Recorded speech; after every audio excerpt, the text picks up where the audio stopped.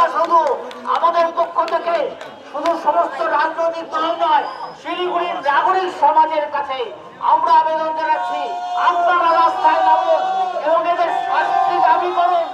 পুরসভার সরবরাহ করা জল দূষিত, পানীয় জল সংকটে শিলিগুড়ি পুরসভা। সকাল থেকেই পরিশ্রুত পানীয় জল সংগ্রহে লম্বা লাইন মানুষের। এমন পরিস্থিতিতে পানীয় জলের দাবিতে শিলিগুড়ি পুরসভায় বিক্ষোভ দেখালো বামেরা। মেয়রের গাড়ি আটকে বিক্ষোভ দেখানো হয়। এই ঘটনাকে কেন্দ্র করে এলাকায় ব্যাপক উত্তেজনা ছড়ায়। প্রসঙ্গত, বুধবারই শিলিগুড়ির মেয়র গৌতম দেব রীতিমতো সাংবাদিক বৈঠক করে পুর নিগমের সরবরাহ করা জল খেতে মানা করেন। তারপরই পানীয় জলের হাহাকার শুরু হয়। পিএইচির জলের ট্যাঙ্ক বিভিন্ন ওয়ার্ডে পাঠানোর ব্যবস্থা করা হয়। এছাড়াও জল কিনতে দোকানের লাইন পড়ে। এমন পরিস্থিতিতে পুরসভার ব্যর্থতার অভিযোগ তুলে বিক্ষোভ দেখায় বামেরা।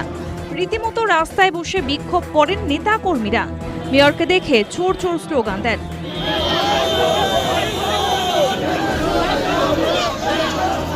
পুলিশ এসে পরিস্থিতি নিয়ন্ত্রণে আনেন। বিক্ষোভে ছিলেন প্রাক্তন মেয়র অশোক ভট্টাচার্য।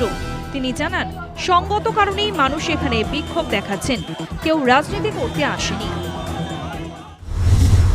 আজকে সঙ্গত কারণে শিলিগুড়িবাসী তারা জল চাইতে এখানে এসছে, কোনো রাজনীতি করতে আসেনি।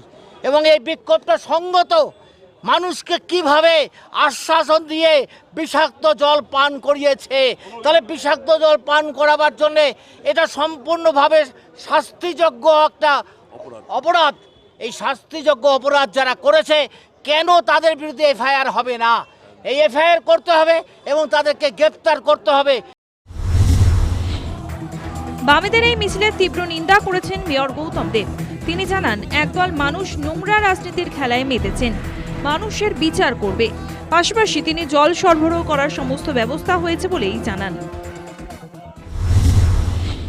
স্বাভাবিক পরিস্থিতি তো একটা এমার্জেন্সি সিচুয়েশানে হয়েছে, পরিস্থিতির জন্য তো কেউ দায়ী না প্রকৃতির সাথে। সেটাকে নিয়ে যদি যারা রাজনীতি করে, অতি দুর্ভাগ্যজনক।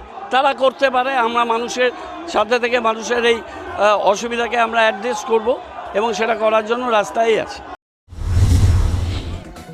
শিলিগুড়িতে ভোট হয়েছে দ্বিতীয় দফায়। জল সংকটকে কেন্দ্র করে শিলিগুড়ি পুরসভা এলাকায় বিক্ষোভের আঁচ।